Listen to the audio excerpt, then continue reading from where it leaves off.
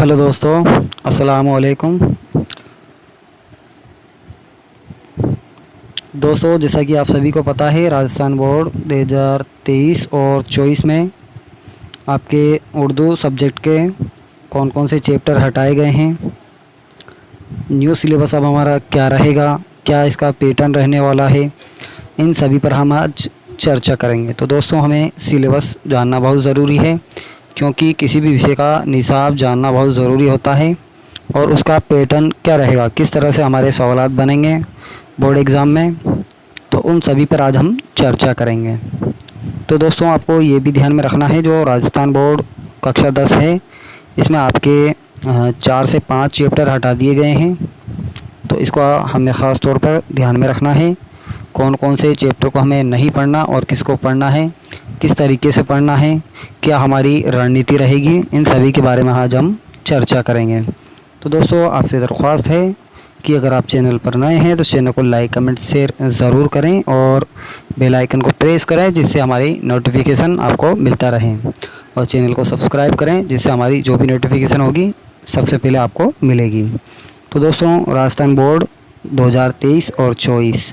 तो दोस्तों, अगर आपको सिलेबस में या पैटर्न के अंदर कोई दिक्कत हो तो आप इस नंबर पर कांटेक्ट कर सकते हैं, या फिर हमारे ये जो नंबर है इस पर कांटेक्ट कर आप हमारी कोचिंग को ज्वाइन कर सकते हैं, जिसमें आपको PDF, notes, objective question, one liner question, जो भी अहम शायर हैं उनके बारे में तफसील से आपको बताया जाएगा। तो दोस्तों, शुरू करते हैं आज की वीडियो।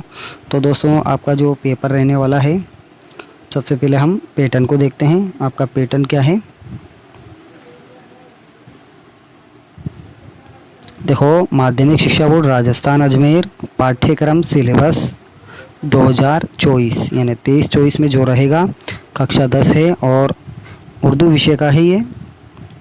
तो समय आपको 3.25 घंटे का समय रहेगा। प्रश्न पत्र 80 नंबर का रहेगा, यानी जो पेपर होगा आपका 80 नंबर का रहेगा। 20 नंबर आपके स्कूल से जाते हैं, तो टोटल आपका 100 नंबर का रहेगा। एक बात तो ये हो गई। अब हम पैटर्न देखते हैं, किस तरह का आपका पैटर्न रहेगा। तो दोस्तों, इसमें आपको ध्यान में रखना है, गैर दर्शी इक़्तिबास, यानी आपको पैसेज दिया जाएगा जो आपके 8 नंबर का होगा।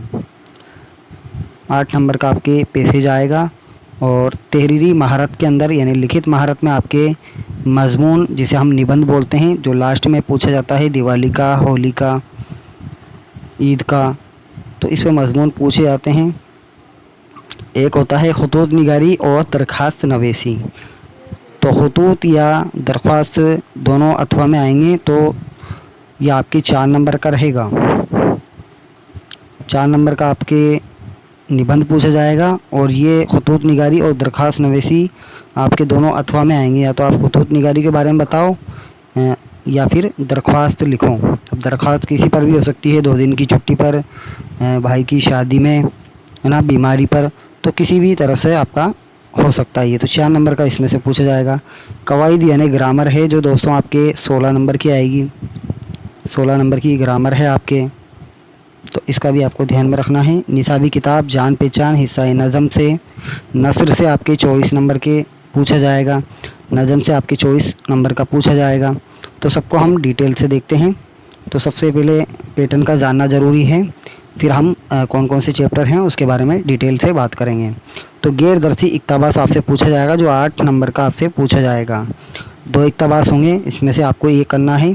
तो एक 4 नंबर का होगा। इक़्तिबास में से 4 मुख्तसर सवालात आपसे पूछे जाएंगे, तो वो भी आपके 8 नंबर का रहने वाला है। तहरीरी महारत में, जिसमें आपके मजमून जो पूछा जाता है, तालीमी यानी शिक्षा पर पूछा जा सकता है, जो निबंध आता है। समाजी व तहज़ीबी मौज़ूआत में से, यानी उनके विषय में से, या किसी एक मौजू पर मजमून पूछा जाएगा, जो आपके 4 नंबर का निबंध होगा। अब देखो दोस्तों, खतूत निगारी या दरख्वास्त नवेसी, ये आपके 4 नंबर का होगा और अथवा में आएगा। या तो आप के लिए ख़त दे देगा या फिर दरख्वास्त दे देगा, दोनों अथवा में होंगे, जिनमें से एक करना है। 4 नंबर का आपका रहेगा। और इसके बाद है कवायद, मुख्तसर और मुख्तसर तरीन सवालात। अभी जो कवायद है, आपके 16 नंबर की ग्रामर पूछी जाएगी, जिसमें आपके क्या क्या पूछा जाएगा, सिफ़त और इसकी इक़साम, यानी जो सिफ़त होती है,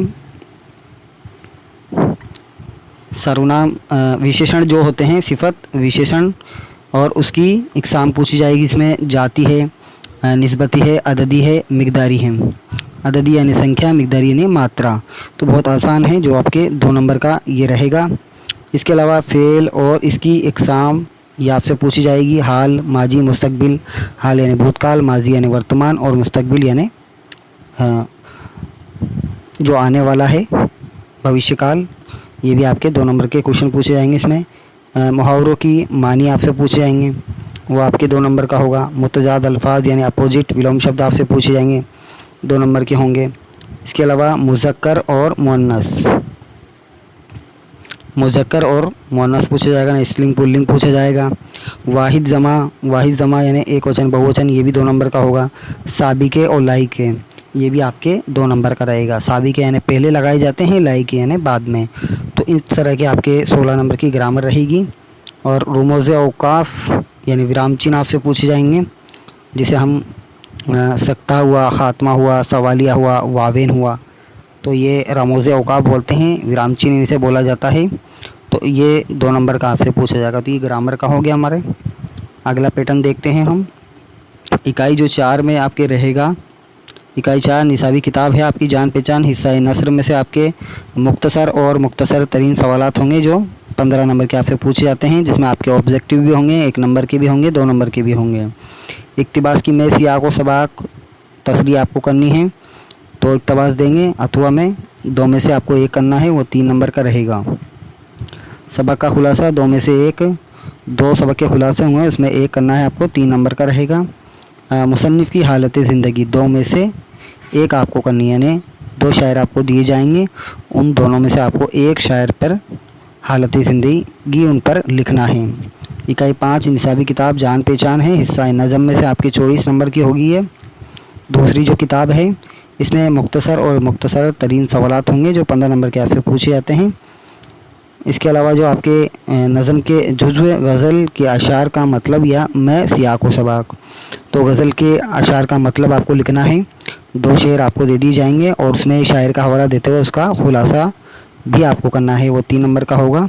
नज़म का खुलासा आपसे पूछा जाएगा, यानी नज़म के शेरों की तसरीह आपसे पूछी जाएगी। मैं सियाक व सबाक करना है, उसमें आपको शायर की हालत ज़िंदगी 2 में से 1, तो इसमें शायर की हालत ज़िंदगी है, उनमें से 2 शायरों में से आपको 1 शायर के बारे में लिखना है, वो आपके 3 नंबर का रहेगा। तो दोस्तों ये था हमारा पैटर्न। अब हम सिलेबस में देखते हैं कौन कौन से हमारे टॉपिक रहने वाले हैं। तो दोस्तों आपको ध्यान में रखना है, जो निसाब में जो शामिल है, ये सबक आपके निसाब में शामिल है।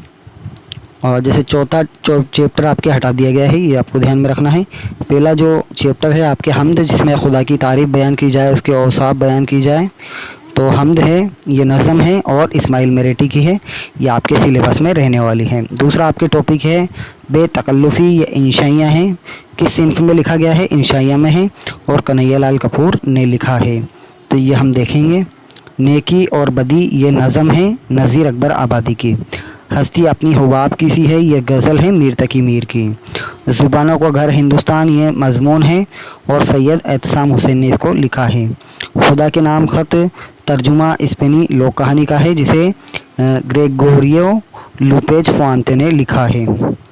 इसके अलावा हमारे जो टॉपिक में रहने वाला है डॉक्टर भीमराव अंबेडकर, ये मज़मून है, ये इदारे की तरफ से लिखा गया है, यानी कोई संस्था की तरफ से लिखा गया है, इसका कोई शायर नहीं है। आदमी की कहानी, ये भी मज़मून है, और मोहम्मद मुजीब साहब ने इसको लिखा है। इंटरनेट है, ये भी मज़मून है, ये इदारे की तरफ से लिखा गया है, किसी संस्था की तरफ से लिखा गया है। नई रोशनी, ये मुकालमा है और माखूज़ है। पहाड़ और गिलहरी, ये नज़म है अल्लामा इकबाल की, ये भी आपके टॉपिक रहने वाले हैं। रजिया सुल्तान, ये मज़मून है, माखूज़ है, अख़ज़ किया गया है, लिया गया है। ये काठ का घोड़ा, ये कहानी है और रतन सिंह की, तो रतन सिंह की कहानी है ये। इसके बाद हम देखते हैं ये शरीफ इंसानों, ये नज़म है, शाहिल लुधियानवी इसको लिखा है। कारतूस है, ये ड्रामा है, हबीब तनवीर साहब ने इसको लिखा है। कदम बढ़ाओ दोस्तों, ये नज़म है, बशर नवाज़ साहब ने इसको लिखा है। तो दोस्तों आपके जो कौन कौन से टॉपिक कटे हैं, तो हम देखते हैं। एक आपके जो आपके वो नया सिलेबस है, तो दोस्तों आप पुरानी किताब ही लेकर आ जाओ। उसमें आपको सभी टॉपिक हैं, बस इसमें कुछ कुछ 2-5 टॉपिक हटाए हैं जो हम आपको बताते हैं कौन कौन से हटाए हैं। एक तो दोस्तों आपके नस्र के अंदर से आपके 4 नंबर का टॉपिक है, चौथा सबक आपके हटाया गया है। एक 6 नंबर का सबक हटाया गया है आपके, और एक 8 नंबर का सबक आपके हटाया गया है, और एक 11 नंबर का टॉपिक आपके हटाया गया है,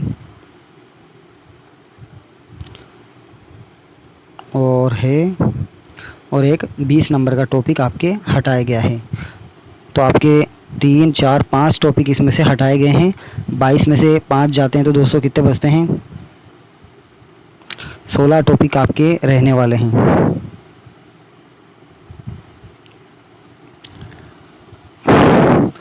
तो दोस्तों ये आपको ध्यान में रखना है, आपके 5 टॉपिक हटाए गए हैं। टोटल आपके 22 टॉपिक थे, जिसमें से आपके 5 से 6 टॉपिक हटाए गए हैं। आप इनके निशान लगा लें। जो ये टॉपिक हैं इन्हीं के आधार पर आपसे पूछे जाएंगे। तो दोस्तों ये था सिलेबस और आपको पैटर्न बता दिया है। अब किस तरह के सवालात आएंगे वो हम आपको बताते हुए चलते हैं। तो दोस्तों आपका 30% कोर्स कम कर दिया गया है। तो इसमें आपके जो जो टॉपिक हटाए हैं उससे आप क्रॉस का निशान लगा लें और अपनी तैयारी को मजबूत करें। तो दोस्तों अगर आप पेड कोर्स लेना चाहते हैं तो हमारे दिए गए नंबर पर संपर्क करके हमारी कोचिंग ज्वाइन करें। पिछली बार भी बच्चों ने लिए थे तो उनके अच्छे नंबर आए थे। तो दोस्तों 80 नंबर की आप मुकम्मल तैयारी आपको कराई जाएगी, जिसमें आपको सभी सवालात मुकम्मल कराए जाएंगे, PDF नोट्स दिए जाएंगे।